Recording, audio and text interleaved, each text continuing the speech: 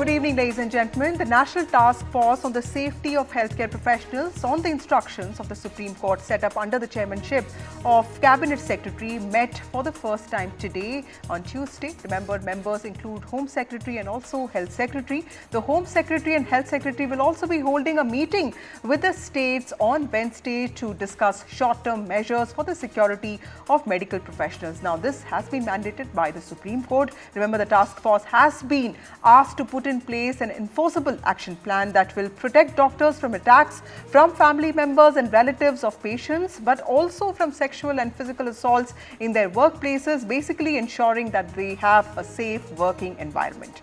Now, the task force, what NDTV understands, has received around 400 suggestions. To streamline the process, the Health Ministry has also created a link, and you can see that on its website, and this will be for submitting suggestions to the task force. Sources also have told NDTV that the ministry will be collating all these suggestions that have been received on the portal, and the task force will consider them. So, top guns in the government are brainstorming the best ways to ensure the safety of health professionals. Remember, the task force was constituted on the directions of the Supreme Court after an 11-day agitation by doctors across the country to protest against the rape and brutal murder of a 31-year-old junior doctor in Kolkata's Arjikar Medical Hospital. So the question we ask tonight is, can doctors, in fact all health professionals, finally be safe in this country? We will be joined by a panel of experts, but now we are joined by my colleague Aishwarya, who has been reporting on this case since morning.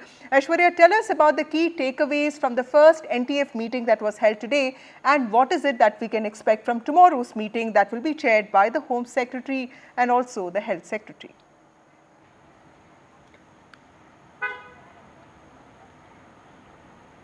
Well, on the guidelines and directions by the Supreme Court, it was the National Task Force which was constituted, and today it was the first day of meeting that was held under the chairmanship of Cabinet Secretary, and present were all the members of the NTF and the Health Secretary and the Home Secretary as well. It has been stated by the sources that all the members had an elaborate discussion and also gave suggestions on how to increase the security and give safety to the doctors, how there could be more directions that were suggested by Supreme Court which can be implemented throughout the country. Each member had stated that the stakeholders involved had received at least 300 to 400 suggestions that were also put forward in the meeting. How that can be implemented is something that that will also looked up in the upcoming meetings. But a very important decision that was taken is that a link had been generated, a national portal had been generated on the Ministry of Health and Family Welfare's website, and individuals and stakeholders can also give suggestions in this regard, which will also be considered by this National Task Force. Apart from it, we have been told that tomorrow, on day 2 of the meeting, this is a virtual meeting that will take place, and all the state chief secretaries as well as the DGs will be also will be participating in this meeting.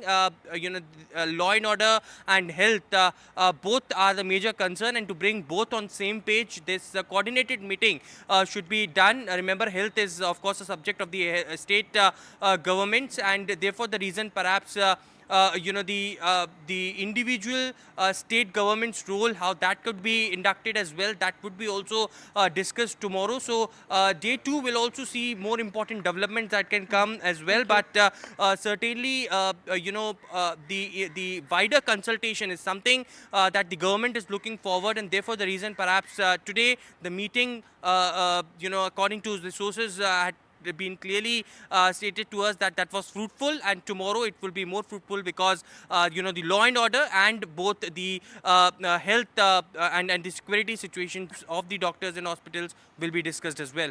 Thank you, Aishwarya, for joining us with those very critical details. Also joining me now is K. Sujata Rao, who's a former Health Secretary. We have Sharat Kumar Agarwal, former President of the Indian Medical Association, and Dr. Tripti Gilada, who is a physician at the Unison Medicare at the Prince Ali Khan Hospitals in Mumbai. Thank you, all of you, for joining me on this broadcast. To you, Sujata ma'am, first, we've often heard even the Supreme Court talking about how laws do not address the kind of institutional and systemic causes that we see, causing the actual problem.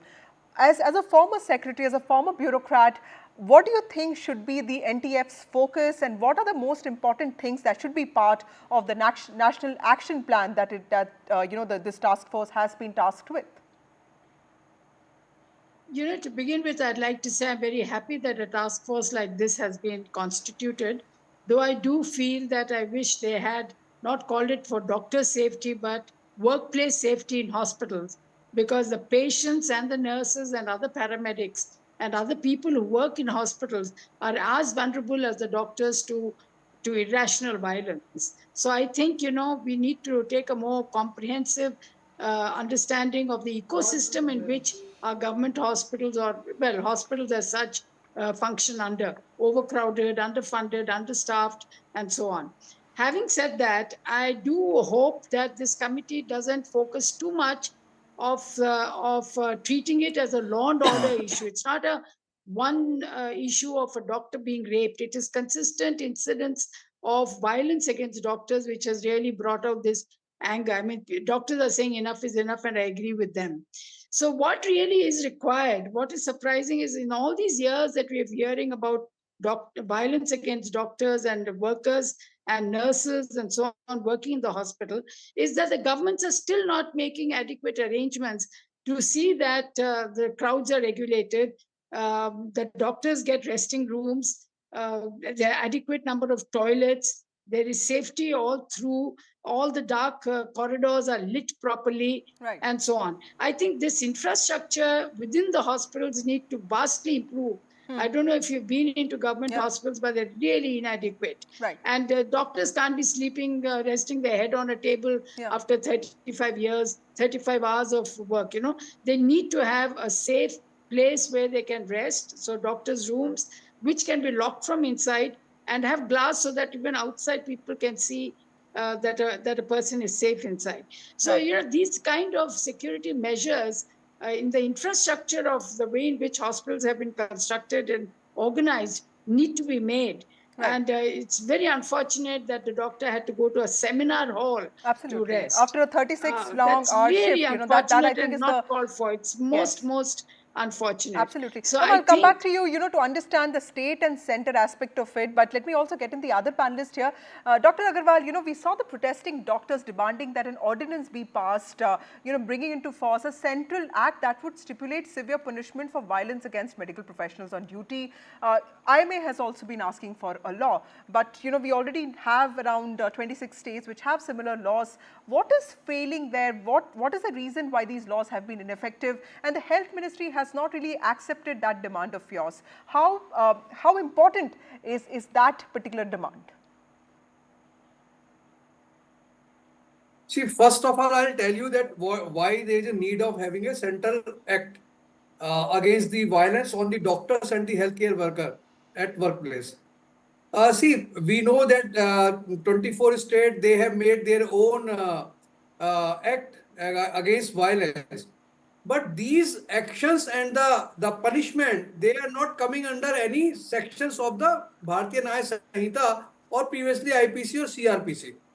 That is why the local police station or the thanedar, they were not able to fix up under which section they have to book the case.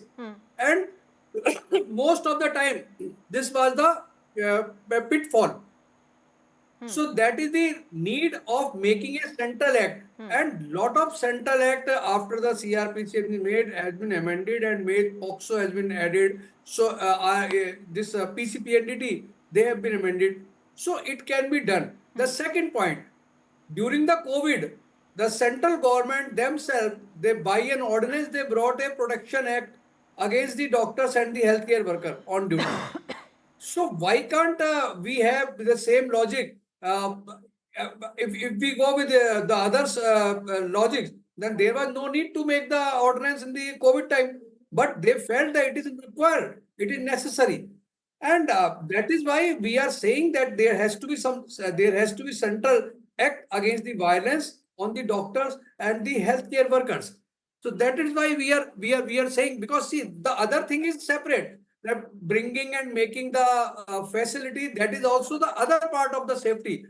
But the Central Act is very important. And what health minister says and what the other minister says, you know, the people are, they are more interested in settling down the score and doing the politics rather than the safety of the doctor. Right. Dr. Tripti, I don't think that the politicians are serious about the healthcare in country. Yes. Dr. Tripti, when you look at the terms of reference of the NTF, it says that there needs to be infrastructure development, there needs to be provision of separate resting rooms, something that Sujata ma'am was also talking about, duty rooms in every department for male and female doctors. And I've seen this even in private hospitals where there are, where there's actually common resting area. And I know that people are extremely comfortable with that.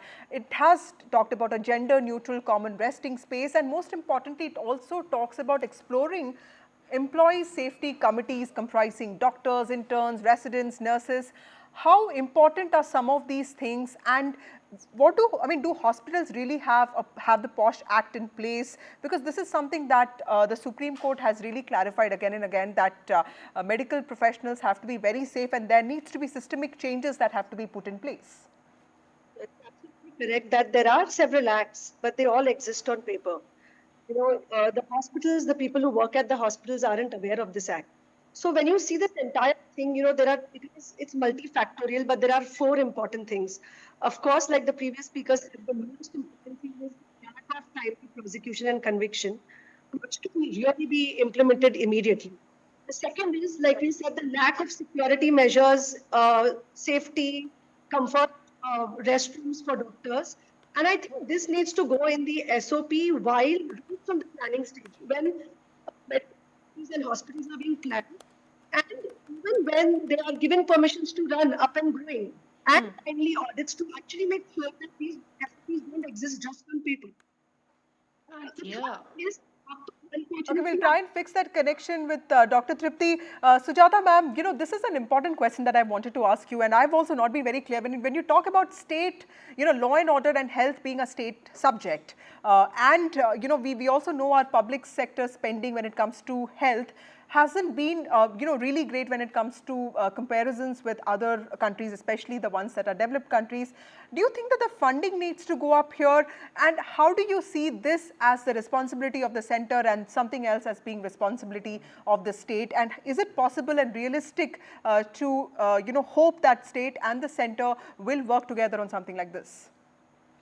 Look, there are two issues. One is law and order as well as hospital services are in the state list. It's actually a state problem. So frankly speaking, doctor safety, law and order, hospitals, the way they organize is a state subject. So even if the central government does pass some kind of a law as is being demanded by Dr.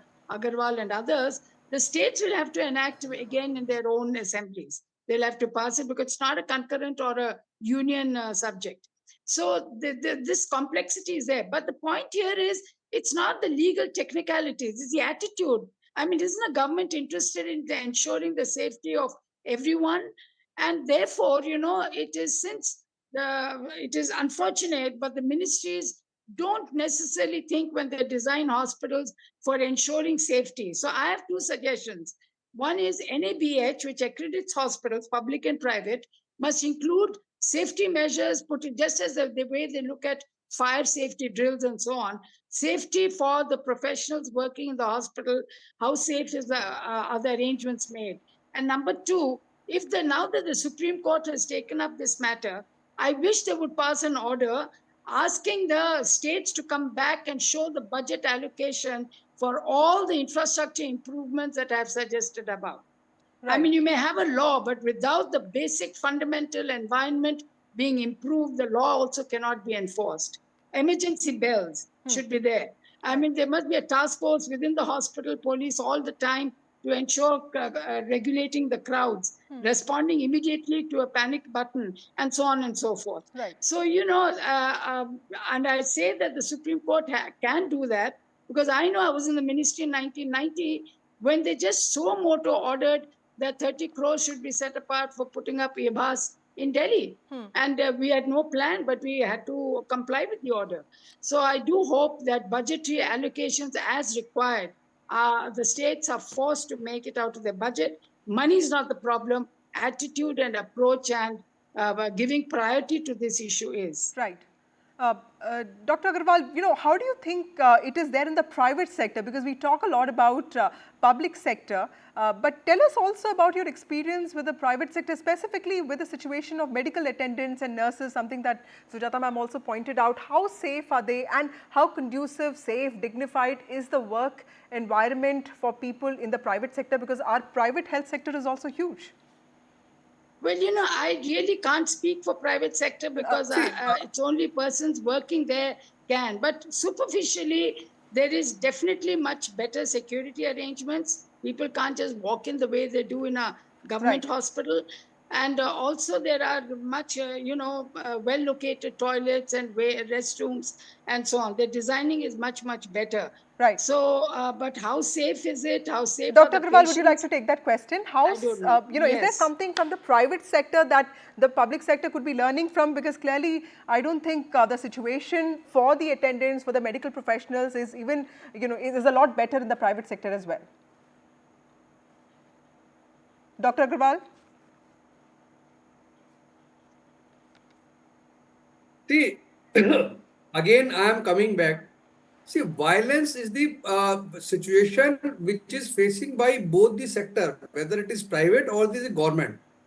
So, if you see the cases, the number of the violence happening, it is almost the same, and because it is not possible to bring and security personnel everywhere against every doctor. It is physically, practically not possible, but it is possible putting something like Sujata ma'am and that resident, they said that there should be some separate duty rooms, separate. This is absolutely all right. The only thing is why we were IMA is pushing for the central act, because once there is an act, the local police inspector, they know about that what under what this come, and the same the pupil, they think twice before doing these kind of violences or heinous crime in the private. And yes, private sector, some of the hospital and in the metro city, they are very well equipped. They are very well equipped with the security measures also, but still